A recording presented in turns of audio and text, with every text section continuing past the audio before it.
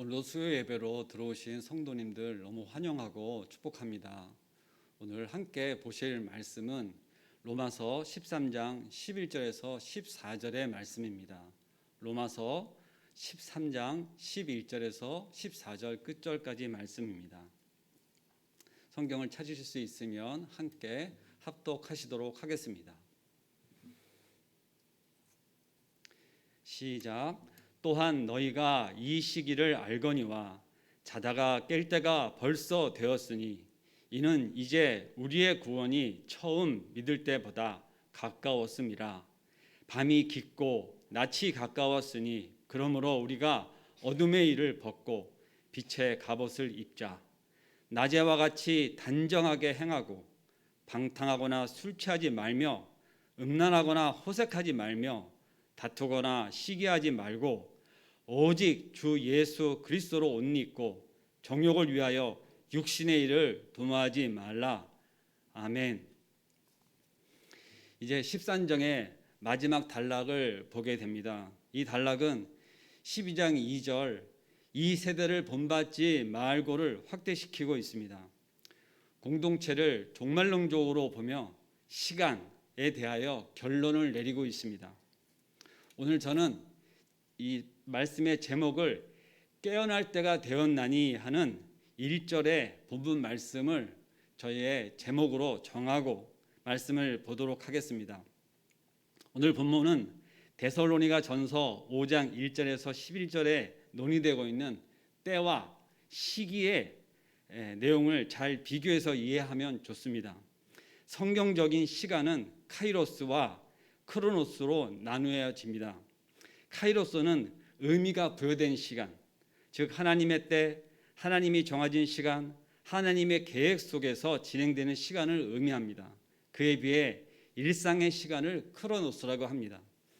시간이 저절로 흘러가는 자연적인 시간을 이해하면 되겠습니다. 여기서 바울이 말하는 것은 새 시대의 날이 밝아오기 시작하는 새벽이 즉 깰 때가 되었다는 것입니다. 하나님이 예정하시고 계획하신 새 시대의 동이 트기 시작했고 모든 것이 마지막이 가까이 온 것을 이야기합니다. 11절에 이야기하는 이 시기가 바로 그 카이로스입니다. 예수 그리스도의 오심을 우리 이제 종말의 절정에 이르고 있는 것입니다. 여러분들은 예수 그리스도께서 오셨고 또 십자가에 못 박혀 돌아가시고 부활하셨는데 지금 그로부터 2000년이 넘게 세월이 흘렀습니다. 그런데 지금 이 말씀 가운데 구원이 더 가까이 왔음이라 하고 이 성경 말씀을 쓰고 있는 이 로마서를 쓰고 있는 사도 바울은 이 말씀을 쓰는 이 시기에 이미 예수님이 부활하시고 27년, 28년이 지나고 있는 시점에서 이제나 저제나 오실 메시아에 대한 재림에 대한 기다림의 마음이 사실 더 간절하게 있고 그리고 언제 오실 메시아에 대한 재림에 대한 이 긴장감을 이 말씀 속에서 표현하고 있는 것입니다. 그러나 우리는 지금 2000년이 지난 이 시간도 아직도 오시지 않은 예수님에 대하여 바로 오시고자 약속하신 것이 도대체 언제인가 이렇게 이 본문 말씀을 보며 의아해하시는 성도분이 있으실 수 있습니다. 그러나 이 또한 우리의 몸에 젖어 있는 크로노스적인 생각입니다. 하나님의 시간은 1000년이 하루와 같고 하루가 1000년 같은 이 카이로스의 시간을 다시금 우리에게 말씀하시고 지금도 우리에게 언제 오실지 모르는 이 카이로스의 시간을 생각하면서 말씀을 깊이 보았으면 좋겠습니다. 바울이 이 편지를 쓰는 때는 예수 그리스도의 죽으심으로부터 말씀드린 대로 27~28년이 지난 시점입니다. 예수님이 재림하셔서 옛시대를 완전히 없애지고 새 시대가 완전히 실현된 그때를 구원이라고 부르고 있는 것이죠. 바울은 자는 것과 깨는 것을 비교하여서 말씀을 하시고 그리스도가 다시 오실 날에 세상의 끝이 임할 시기를 알지 못하니 깨어 있으라 하고 그 긴박감과 위기감을 표현하고 있는 것입니다. 그러면서 벌써라고 하는 표현을 써서 그 긴박감을 아주 생동감 있게 표현하고 있는 것입니다. 벌써 오실 때가 지났다. 이렇게 이야기하고 있는 것이죠. 그러면서 성도들이 신속히 벗어버려야 될 낡은 세대를 잠으로 표현하고, 따라서 이 표현이 육체적인 쾌락이나 또 영적인 잠에서 빠져 있는 종말을 모르는 자들에게 대한 영적 각성을 이야기하고 촉구하고 있는 것입니다. 동시에 성도들로 하여금 주님의 재림이 오기까지 현재 주어져 있는 삶을 충실히 살 것을 권면하고 있습니다. 자는 것은 죽은 것으로 은유하기도 하고 준비가 안 된 것으로도 이야기합니다. 에베소서 5장 14절을 보면 그러므로 이르시기를 잠자는 자여 깨어서 죽은 자를 가운데 일어나라. 그리스도께서 너에게 비추시리라 하셨느니라. 아멘입니다. 잠자는 사람은 영적으로 죽은 것으로 의미하지만 여기서 주님의 재림을 맞이할 준비가 안 된 상태를 이야기합니다. 자고 있다는 것은 주님이 갑자기 오실 때 맞이할 수 없는 영적인 상태를 의미합니다. 그러므로 우리는 깨어 있어야 합니다. 깨어 있는 것은 준비된 상태를 또 의미합니다. 그러면서 어떻게 우리가 깨어 있는 상태를 유지할 수 있을까요? 그러면 잠을 자지 말라는 얘기입니까? 늘 우리가 깨어 있는다는 것은 육신적으로도 불가능한 이야기입니다. 그래서 이 말씀의 에베소서 6장 18절을 보면 모든 기도와 간구를 하되 항상 성령 안에 기도하고 이를 위하여 깨어 구하기를 항상 힘쓰며 여러 성도를 위하여 구하라. 이렇게 말씀하고 있습니다. 다시 얘기하면 깨어 기도하라고 하시는 말씀입니다. 언제 닥칠지 모르는 재림을 준비하는 생활을 얘기합니다. 구원의 시기는 믿는 자들에게는 가까이 오고 있습니다. 이게 무슨 말씀입니까? 믿지 않는 자들은 그 구원에 대해서 관심조차 없고 하등에 관계없는 삶들을 삽니다. 그러나 우리는 아멘 주 예수여 오시옵소서 늘 찬양하며, 그리고 오실 메시아를 오실 예수님이 재림하실 것을 늘 기다리며 살아가고 있는 우리의 성도의 삶을 우리는 살아가고 있습니다. 부족하지만 부끄럽지만 그것을 우리는 기리고 있는 것입니다. 그러면서 밤이 깊은 것은 잠이 끝날 때, 다시 얘기하면 밤이 깊다고 하는 것은 새벽 미명에 아주 어두운 때를 얘기합니다.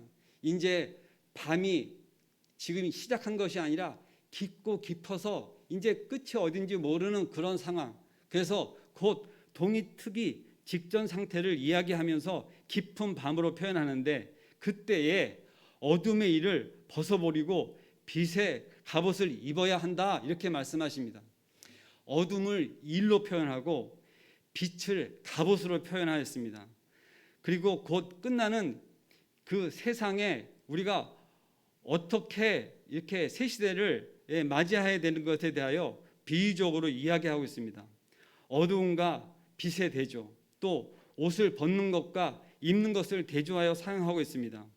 여기서 어두움은 일로, 또 빛은 갑옷으로 대조하여서 이야기하는 것을 우리가 보면서 결국 바울은 관점을 이렇게 보면 빛을 따라 살아가는 삶에 대하여 말씀하시고 그것을 영적 전쟁이라 표현하고 있습니다.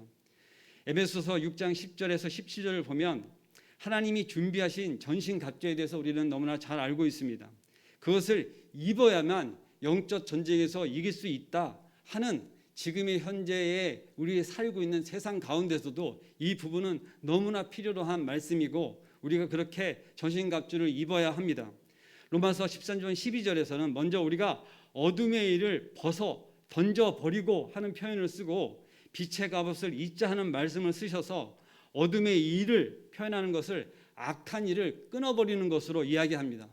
사실 우리는 빛이 임하여 어둠을 알지 못하고 있는 시점에서는 어둠의 일이 무엇인지도 모르고 그것을 벗어버리는 것조차 우리는 잘 모릅니다.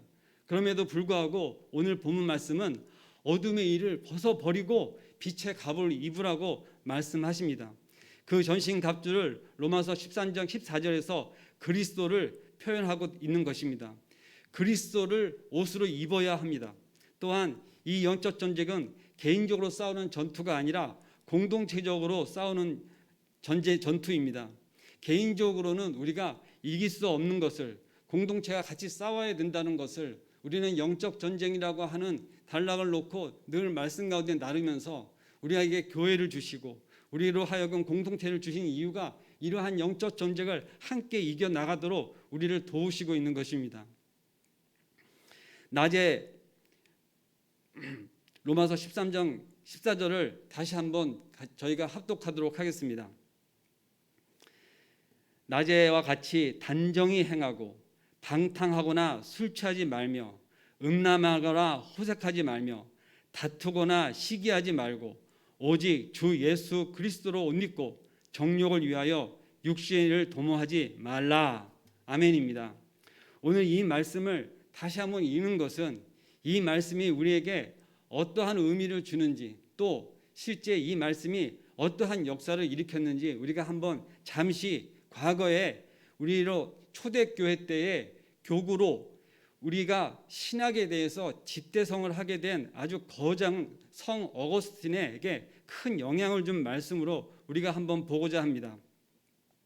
이 말씀은 초대교회의 영성과 신학을 자리매김한 아우구스티누스 즉 성 어거스틴이라고 불리는 초대교회 교구를 회개시킨 말씀의 구절로 유명하기도 합니다. 그는 독실한 그리스도의 어머니 아래에서 자랐지만 어려서부터 하나님을 바로 알지 못하고 믿지 못하였습니다.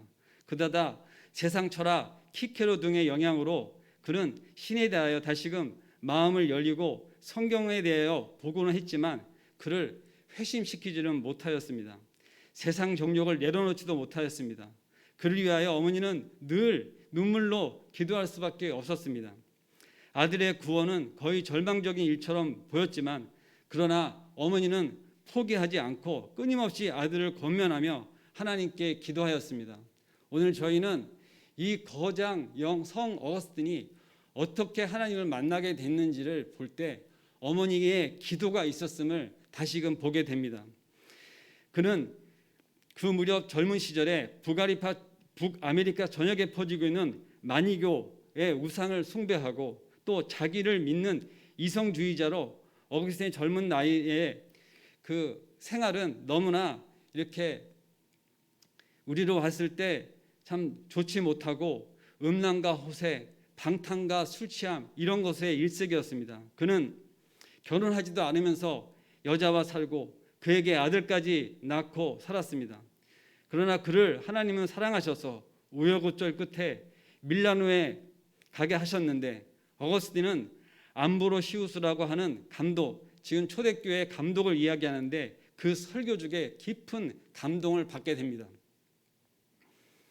그리고 그를 따라서 이렇게 삶을 하나님께 내어드리는 예습관을 버리고 또 이렇게 하나님을 찾는 그런 시간들 가운데 번민과 갈등 또 회의 이런 것을 반복하면서 어느 날 살아가던 그 시절에 밀라노의 한 정원에서 동네 아이들의 노랫소리를 듣게 됩니다.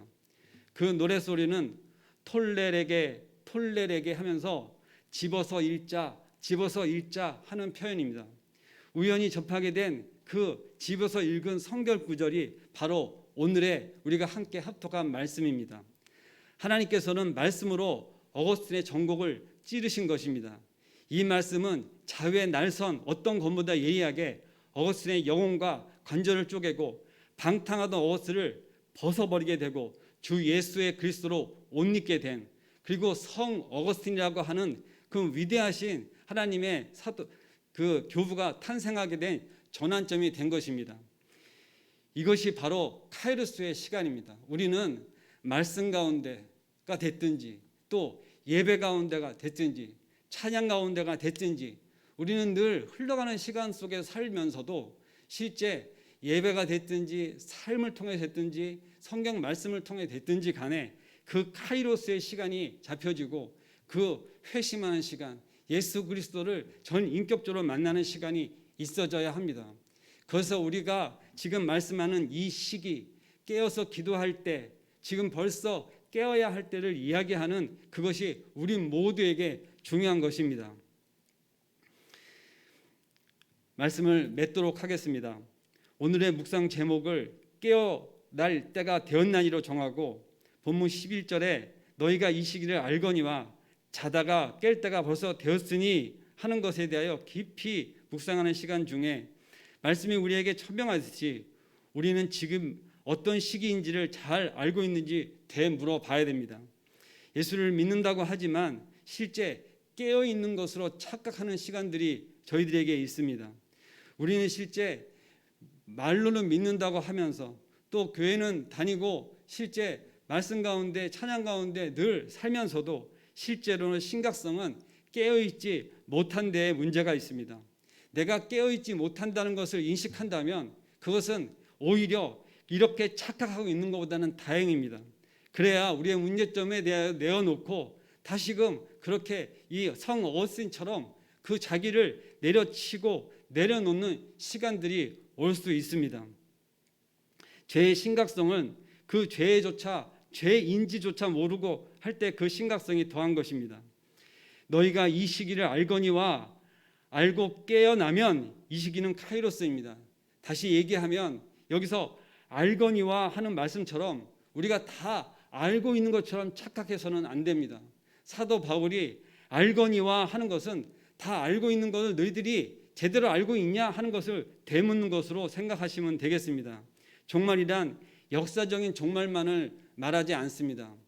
우리가 어린 아이들, 지금 한참 자라고 있는 청년들은 실제 이 종말, 또 어떻게 보면 자기 생의 종말에 대하여 그렇게 개념적으로 이해하거나 또 그의 삶을 잘 이루어야 간다는 그런 생각들이 없는, 정말 아무 생각 없이 자라는 청소년들이 많이 있습니다. 물론 지금의 청소년들만 이야기하는 것이 아니라 제 과거의 청소년 시기에도 이러한 모습이었던 것을 고백합니다. 개인적인 종말에 대하여 전혀 생각하지 않았던 시기에 그렇게 정말로 역사적인 것이 그냥 앞으로 우리 아버지 때가 뭐 언젠가, 우리 할아버지 때가 언젠가, 이렇게 나는 젊은 시절에 우리 아버지 때가 내가 될 줄을 몰랐고, 또 우리 아버지 때를 지나고 있는 저는 우리의 할아버지 할머니 때에 대해서 지금 생각하고 있지 못하는 그런 시간적인 흐름 속에서 넋을 놓고 있는 그러한 모습은 없는지 저를 한번 돌이켜보는 시간들이 있었습니다. 그런데 제가 어느 날 이제 머리가 희끗희끗해지는 시간이 되어지고, 이제 내일 모레 이게 어떻게 보면은 죄송합니다만 나이를 이제 적지 않게 먹어가는 이 시간들 가운데 과거를 다시 한번 돌이켜보고 이 말씀 가운데 나를 조명해 보면 정말 우리가 알고 깨어나지 못한 시기들을, 얼마나 많은 세월들을 그렇게 흘려보냈나를 다시금 생각하게 됩니다. 실제 이렇게 시간들이 흘러가는 중에 그 하루하루 오늘이라는 시간에 그 모이고 모여서 한 달이 되고 모이고 모여서 1년이 되고 1년, 2년이 모여 10년, 20년, 근데 지금은 30년, 40년 이렇게 저도 계속 그거를 되새기다가 이제는 50년, 60년 이런 것들을 이야기하는 세월이 된 것입니다.